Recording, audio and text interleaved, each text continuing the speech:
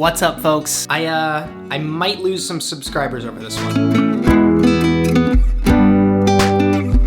Line cook, kitchen manager, home cook, executive chef, sous chef, patron, restaurateur. There are so many titles. It confused me a lot when I first started off in the industry, and fast forward now 10 years later and it's gone from confusion to frustration. And I think it's a really, really important topic and I want to cover it right here in this video. And yes, this is an Intermezzo episode of the Emulsion Podcast. Let's do a little bit of a throwback. It's 2010, I'm just starting off in culinary school, and when I would go into these social interactions, whether it's like at a coffee shop or at somebody's dinner party, I'd always have these face-to-face conversations where it would be like, hey, how's it going? What do you do? And I would say, oh, I'm going to culinary school. And then they would say, so you're gonna be a chef? And even though my school had all these other options of things you could do after completing the program there, I was still pretty confident I wanted to go the restaurant route. I would always answer with, yeah, I want to have a really nice restaurant one day, whatever. A few months later, I'm on my externship and the same interaction happens. Hey, how's it going? What do you do? Oh, hey, I'm currently doing my culinary school externship at Per Se in the kitchen. Next thing I know, the dude at the bar is telling all of the people around him that, yo, this guy's a chef at Per Se. And for me, I'm kind of just like, I kind of just pick herbs and cut tiny cubes for the guys on the line, but whatever. Then I'm graduated, I go home, I'm hanging out with some new friends, and the same interaction. Hey, how's it going? What do you do? I work at this restaurant called Grace, I'm in the kitchen, and next thing I know, some girl is like, Justin is a chef in Chicago. And I felt this weird sensation. I was like, why did I just feel an urge to correct her? Why was it that after work, when I would go out to like a bar, I would introduce myself and say, I'm a cook at Grace? When I moved to Napa, they would do this thing when you got to a station. You became the chef of the station. They wanted you to treat it like it was your own, and yet I still called myself a cook. I don't know what I thought when I started. I thought there would be this big, grandiose ceremony. You'd finally cross the threshold from cook to chef. There would be trumpets playing and you would get knighted by some guy wearing a giant toque, and then you would finally get the respect. Hey, maybe I would get a raise, maybe I would get an office, maybe I would get to carry a clipboard around and tell other people what to do. Does that make me a chef though? Because a lot of that sounds like not cooking. And then another part of me was always confused, like, why at work do I call myself a cook, but you want me to act like a chef? What is the difference? So I looked it up. Google defines a chef as a professional cook. And a cook is a person that prepares and cooks food. And for the past few years, this is how I see it, and I want you to listen to this very carefully. If you get paid in a professional transaction to cook and prepare food, you are a chef. From there, we can talk about titles or whatever makes people feel good. I'm the executive chef at XYZ restaurant. I'm a chef at the pasta place downtown. I work on the seafood station. I'm the private chef for this family in this city. From my perspective, there's a lot of fear and tail between the legs posturing that happens to industry folks, especially with this topic. A lot of people will say that the chef means the boss, the head honcho. There can only be one chef in the restaurant and the cooks are there to serve the chef. And there are absolutely places that do that. I can't change that. But what I do get frustrated with is the I'm just a cook mentality. Like, who does that help, right? Maybe it helps the head chef with whatever ego issues he or she is dealing with, but aside from that, if you get paid to cook professionally, you should call yourself a chef. It just makes sense. And I get it, there's an element of humility to it, saying things like, I'm just a cook, I still have a lot to learn, what I do is really simple, all I do is prepare food. But you can say all of those same things and still call yourself a chef. Because unless you're calling yourself the world's best chef, or the most technically skilled chef, or the most knowledgeable chef, we're all still learning. What I realized after I started calling myself a chef and confidently doing so, not a lot really changed with other people. I mean, what? Someone's gonna come up to you and be like, you're not a chef, you just work a station at a restaurant.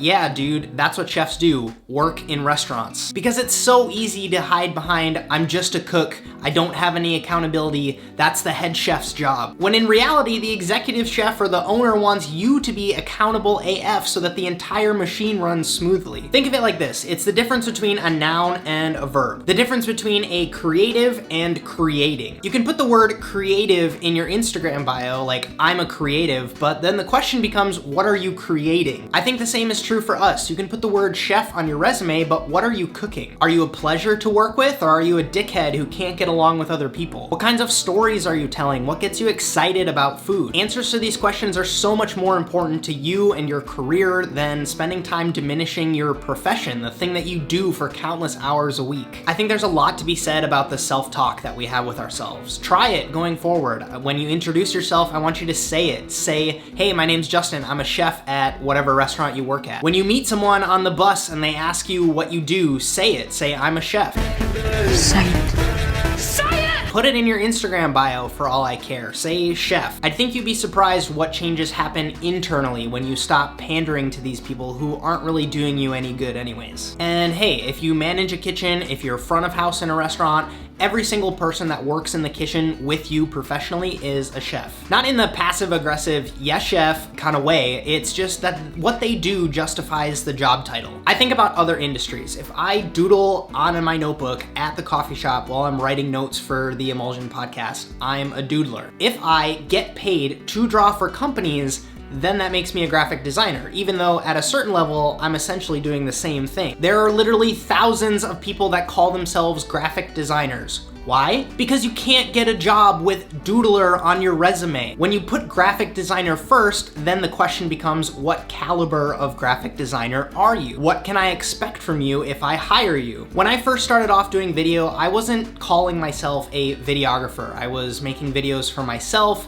I was helping out a few friends to support them, and then all of a sudden someone came to me and was like, hey, I want to pay you to do this video project for me. And then I was like, whoa, and then I did it, and then I wanted to do it again. But why in the world would a client pay me the rate that I want to charge them if I just kind of do video sometimes? Can you imagine how that sounds? How are they going to get that budget approved from their boss when they hired some guy who just does video sometimes? To me, that's exactly the same thing if you're a chef at a restaurant. You want to get that next job, but you go through life calling yourself a cook.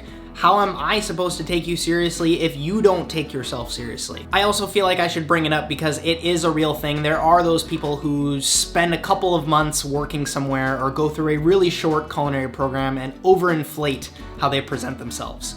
Don't worry about that. That's gonna play itself out for them. They're either gonna fake it till they make it, and if that happens, good for them. Otherwise, they're gonna faceplant hard and it's gonna be a reality check. Who cares? This video is about you. Tying all of this up with a pretty bow, I realized when I started managing that there's a certain point where you go from chef to restaurateur, where you're not so much cooking on the line anymore or doing recipe testing, but you're doing budget meetings and HR approvals, and you're sourcing or you're signing permits on new spaces. It's an entirely different set of skills, but some people will call you a chef, some people will call you an entrepreneur, some people will call you a mogul of a restaurant empire. But at that point, it's a little redundant what people call you because none of those titles have any negative connotations to them. What I want to focus on though, and hopefully have the takeaway of this video be, is to take you out of that mindset, to change it to make you realize that yes, you are a chef. It is more than okay to call yourself a chef. And if people push back in any way or question you,